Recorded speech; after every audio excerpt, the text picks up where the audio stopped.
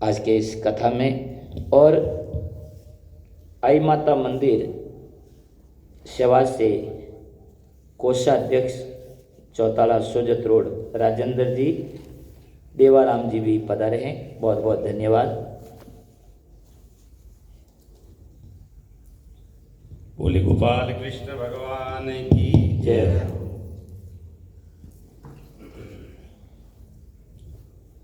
वंशी विभूषित करान नवनीरदाभात पीतांबराधरुण बिंब फलाधरोष्ठात् पूर्णेन्दु सुंदर मुखादर विंद नेत्रात् कृष्णात् परम किमपि तत्त्वमहं न जाने। ध्येयं सदा परिभोग्नमभीष्टदोहं तीर्थास्पदं शिवविरञ्चिनुतं शरण्यं भृत्यार्तिहं प्रणतपालभवाब्धिभूतं वन्दे महापुरुषते चरणारविन्दम्। व्यासपीठ पर सुशोभित शिवदेव जी स्वरूप परम श्रद्धेय परम वंदनीय श्री चैतन्य गिरि जी महाराज के श्री चरणों में हम साष्टांग दंडवत प्रणाम करते हैं। व्यासाय विष्णु रूपाय, जो व्यास सिंहासन पर सुशोभित होते हैं वो हम सभी का कल्याण करने वाले व्यास भगवान के रूप में श्रद्धा से हम उनका वंदन करते हैं। और आपके साथ में सहयोग करने वाले संगीतकार एवं आपके सुशिष्य एवं हमारे पास में जो मूल पाठ करने वाले आचार्य जी, आप सभी के चरणों में सादर प्रणाम। देखिए, जहाँ श्रीमद् भागवत जी का पारायण होता है वो जगह साधारण नहीं होती है।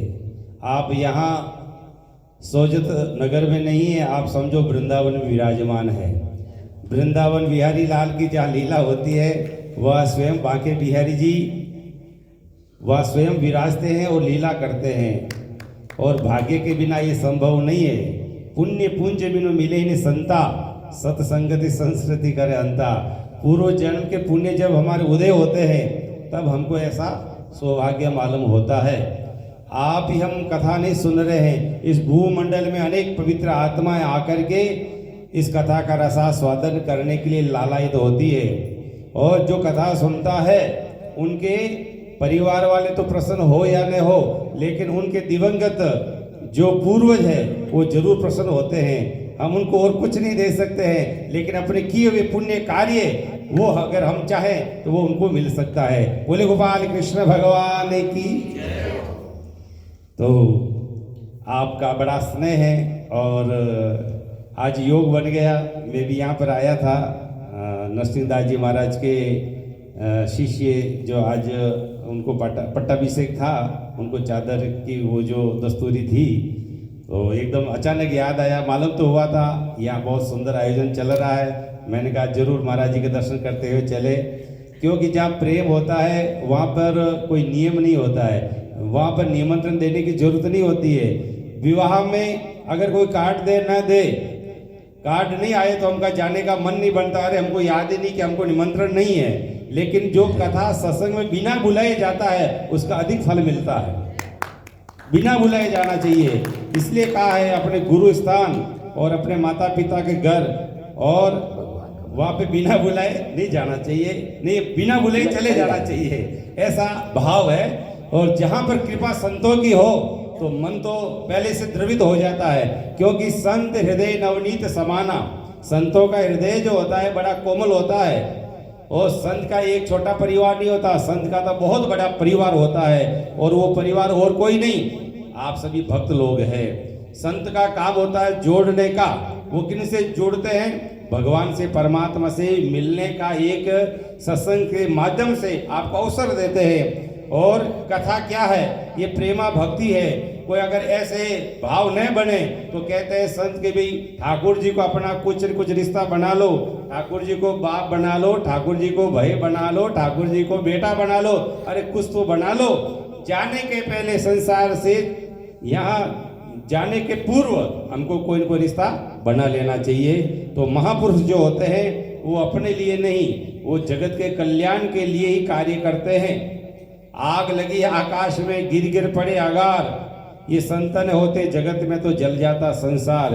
किसी से कुछ भी सुनो तो वही कहते महाराज माँ की बहू जो बराबर नहीं, कोई कहता बेटा ठीक नहीं है, कोई कुछ, सबकी ये आपद विपदा सब होती है। लेकिन जो कथा में सम्मिलित होता है वो उसको ज्ञान हो जाता है, और ज्ञान होने के बाद में कभी व्यक्ति दुखी नहीं होता है। जब तक ज्ञान नहीं हुआ हमको स्वप्न आता है, और उस सपने में हम सांप देखते हैं, कोई हमारे पीछे हाथी पागल हाथी पीछे भाग रहा है, और हम भय के मारे कांप रहे हैं, दौड़ रहे हैं, चिल्ला रहे हैं। और जब हमारी नींद खुल जाती है तो कहता है हम तो आराम से सोए हुए, कहाँ जंगल और कहाँ हाथी कहाँ सांप। तो संत जो होते हैं वो ज्ञान कराते हैं। अरे बोले ये सब पूर्व जन्म के बदला है, बेटा कहना माने तो बेटा है, नहीं तो समझो पूर्व जन्म का पापी पुत्र बन करके आया है और शत्रुवत व्यवहार कर रहा है। इसलिए सबसे बढ़िया क्या है?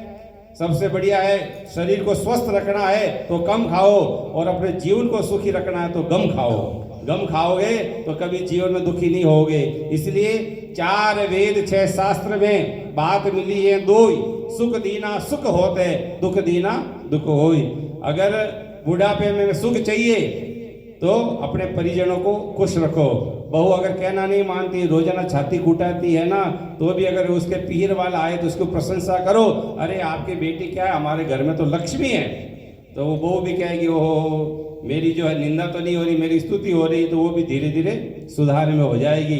और हर बहू को अपने सासू को सासू नहीं, अपनी जननी के समान समझ करके उनकी सेवा करनी चाहिए। ये हमारा धर्म ग्रंथ और संत ये सब मार्ग बताता है, ये कहते हैं। और हर बेटा को क्या करना चाहिए? सोने के पूर्व अपने पिता के चरण सेवा करनी चाहिए, और हर बहू को अपने सासू माँ के चरण दबाना चाहिए। बोले महाराज पैर दबाने के बाद कह रहे हो आजकल तो गला नहीं दबाए तो अच्छी बात है।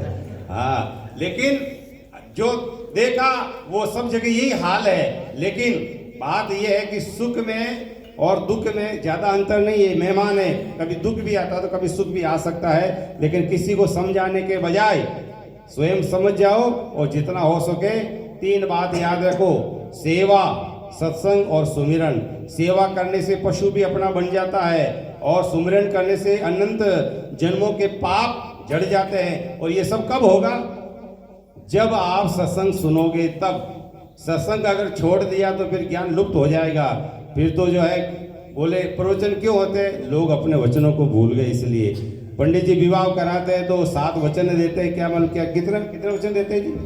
7 वचन, 7 फेरे के साथ ऐसा कुछ है। वो लोग वो भी भूल जाते हैं। तो शास्त्र की बात रखना तो बहुत बड़ी बात है। इसलिए संतों के चरणों में जाना और विनीत भाव से बैठ जाना, जो वो सुनाए अमृत समझ करके उनका सेवन कर लेना, और सेवन करके व्यवहार में लाना। ऐसा नहीं डॉक्टर दवा दे दे बीमारी की और अपने जेब में रख ले, पॉकेट में रख ले। जब तक आप सेवन नहीं करोगे तब तक उसका फल नहीं मिलेगा। इसलिए सुनने के बाद बोलना कम है और सुनना ज्यादा है, उसमें सबको फायदा है। इसलिए आज से दृढ़ संकल्प कर लेना। भगवान ने जब गोचारण किया ना तो उन्होंने 5 वस्तु को अपनाया, 5 व्रत रखे। बोले जब तक गाय को चरूंगा तब तक मैं पाँवों में पदत्राण धारण नहीं करूंगा, यानी जूते चप्पल चरण पादुका धारण नहीं करूंगा। जब तक मैं गायों को चरूंगा तब तक मैं अपने केशों को नहीं कटाऊंगा। ऐसे नहीं हैप्पी कट कर दिया और छोटे कर दिए, नहीं। भगवान के पूरे केश जब तक गाय को चराया। और जब तक मैं गोचारण करूंगा तब तक मैं सीले हुए वस्त्र धारण नहीं करूंगा, है ना। और जब तक मैं गोचारण करूंगा तब तक मैं हाथ में शस्त्र नहीं लूंगा। भगवान ने छड़ी ली है, वो किस लिए? गायों की रक्षा के लिए, नहीं कि गायों को प्रताड़ित करने के लिए, मारने के लिए नहीं। इसलिए जीवन में जहाँ तक हो सके अपने मन का भाव शुद्ध रखो, तो धीरे धीरे मन सुमन बन जाएगा। और जब मन सुमन बन जाएगा तो भगवान को 2 वस्तु ज्यादा प्रिय है। कौन कौन सी? एक तो सुमन यानी पुष्प, पुष्प के बिना पूजा अधूरी मानी जाती है। और दूसरा नमन, सुमन और नमन, ये 2 चीज अपना लेना। जहां जाओ सिर झुका लेना। झुकता वही जिसमें जान है, और अकड़पन तो खास पर मुर्दे की पहचान है। इसलिए झुकना चाहिए और अपने संतान को भी शिक्षा देनी चाहिए। प्रातः काल उठ के रघुनाथा, मात पिता गुरु नावहि माथा। भगवान राम जी ने भी ये सूत्र अपनाया।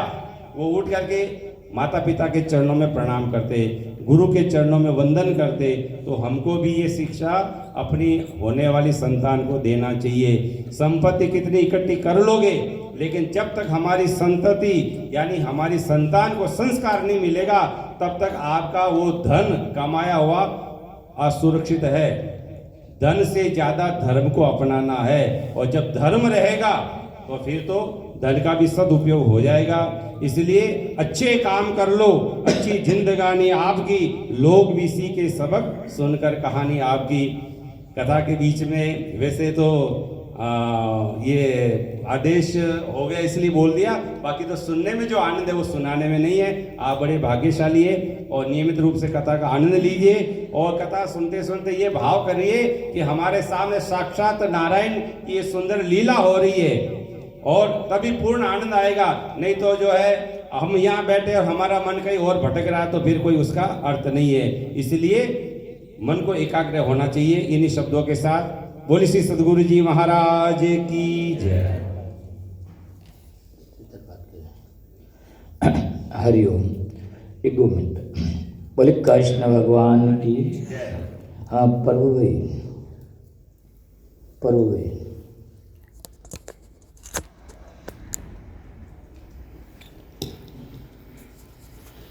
महाराज जी का स्वागत और अभिनंदन। ओम मल्लिकादीनि सुगंधेनि मालत्यादीनि वै प्रभो मया हर्तानि पुष्पाणि पूजार्थं प्रतिगृह्यता। ओम स्वस्ति प्रजाभ्यो परिपालयन्तां न्यायेन मार्गेण मही महिषां। गो ब्राह्मणेभ्यो शुभमस्तु नित्यं। लोकाः समस्ताः सुखिनो भवन्तु। बहुत बहुत